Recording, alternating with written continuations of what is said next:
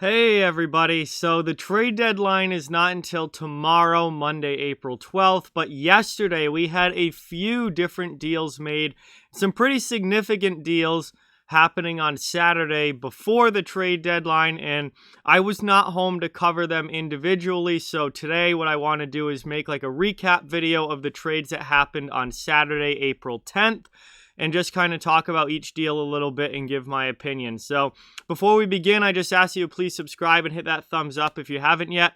It really helps out the channel a lot and is greatly appreciated. But let's take a look here at the different deals that happened yesterday.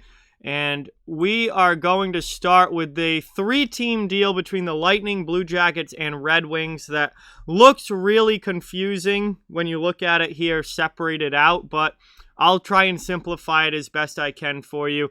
Basically, it gets David Savard to the Tampa Bay Lightning and some draft picks to the Blue Jackets and the Red Wings for their work in this. So, as you can see, monetarily, this was a difficult trade to pull off because of the Tampa Bay Lightning salary cap situation. So, there had to be some added pieces and added work mixed in here. They couldn't just straight up trade David Savard from the Blue Jackets to the Lightning.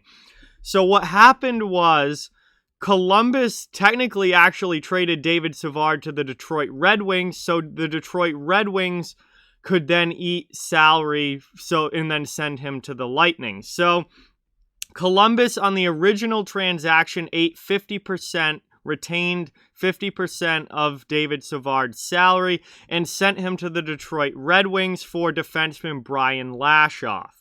Lashoff is just a throw into this. He's an AHL defenseman. He's never going to see NHL ice, but he was a throw into this to make this whole thing work.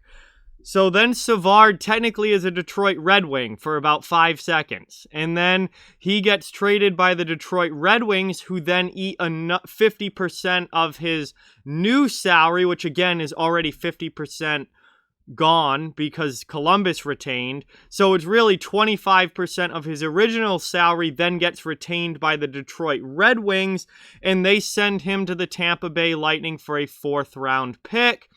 And then Tampa Bay, so Columbus gets paid out of all of this, gets Brian Lashoff from Columbus in exchange for a 3rd and a 1st round pick, which wasn't actually for Brian Lashoff, but was to pay Columbus for David Savard. So it was a rather confusing transaction at face value. But when you break it down, basically this is what happened. The Columbus Blue Jackets sent David Savard, and Brian Lashoff gets thrown in this as well, from Detroit to the Tampa Bay Lightning. Detroit gets a 4th round draft pick basically for their trouble of financially helping the Tampa Bay Lightning by eating another 25% of the salary.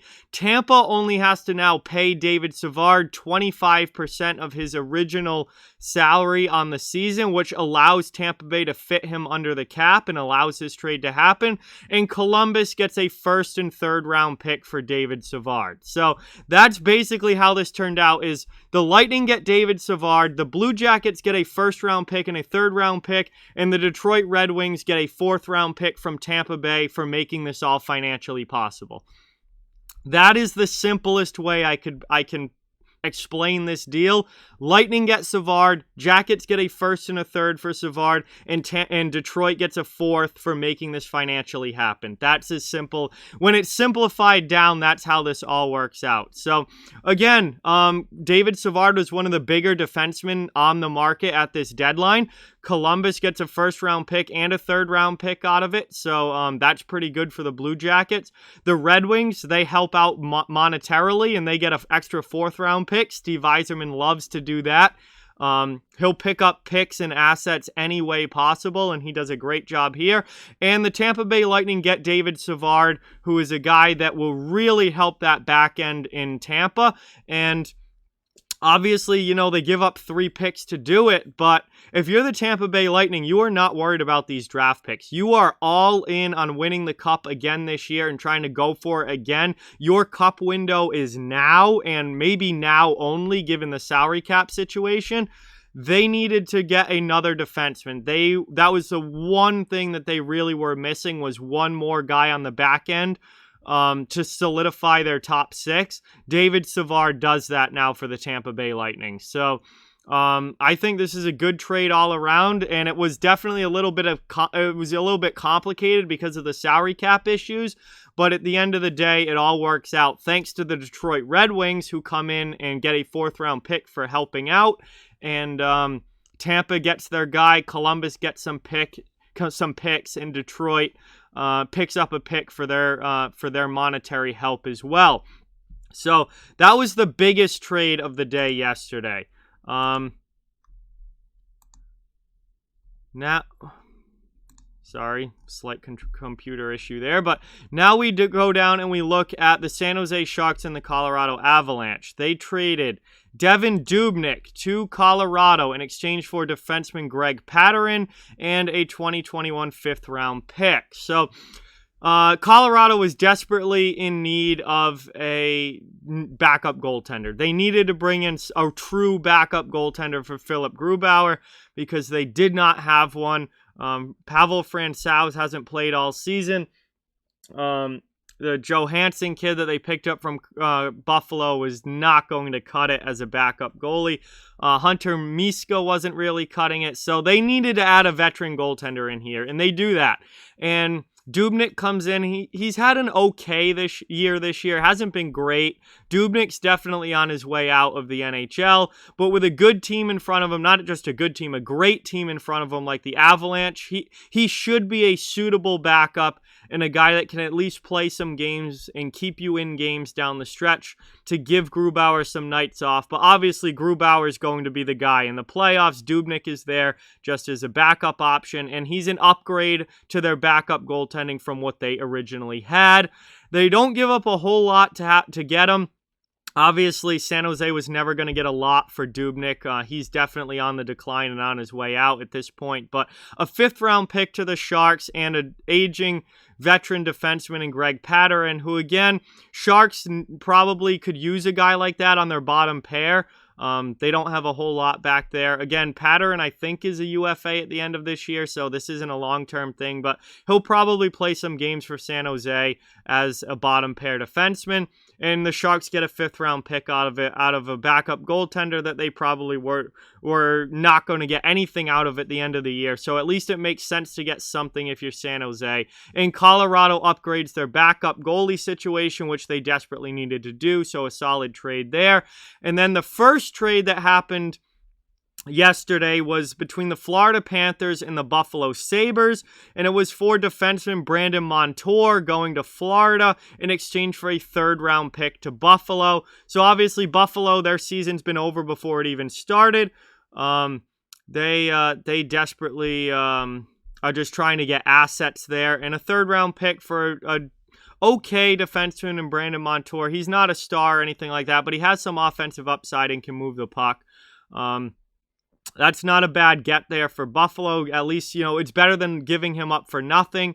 And they at least get a 3rd-round pick out of it. And for Florida, we knew that they cleared some cap space. We knew that they were going to make a move.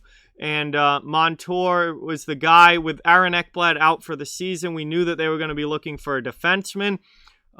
They do that. It's not a huge move. They don't go out and get a star guy or anything like that. So it's not like they're trying to single-handedly replace Aaron Ekblad. They're just looking for another body on the back end there, and a guy who has a little bit of offensive upside that can help push the play and involve themselves in the offensive side of the game from their defense, and that's what Brandon Montour does best. So, he's a guy that's probably a 3rd-pair guy on a really good team, can play on the 2nd pair, definitely not a top-pair guy, but Florida didn't necessarily need that. They have a good team already. They just needed another piece in there on the back end, and Montour, I think, will fit probably pretty nicely as kind of an offensive-minded type defenseman. And for Buffalo, obviously, they're just willing to sell pretty much anything that they have if the price is right, and they get a 3rd-round pick out of it, so that is not a bad get there for the for the Buffalo Sabres. So those were the 3 trades that happened yesterday. You had Montour go to the Florida Panthers in exchange for a 3rd. You had Devan Dubnyk go to the Colorado Avalanche in exchange for a 5th in Greg Pateryn. And then you had the David Savard 3-team deal that ended up with Savard going to the Lightning, a 4th-round pick going to Detroit, and a 1st and 3rd-round pick going to Columbus. So, those were our NHL trades yesterday. I just wanted to recap those because I did not have time to do individual videos on each trade.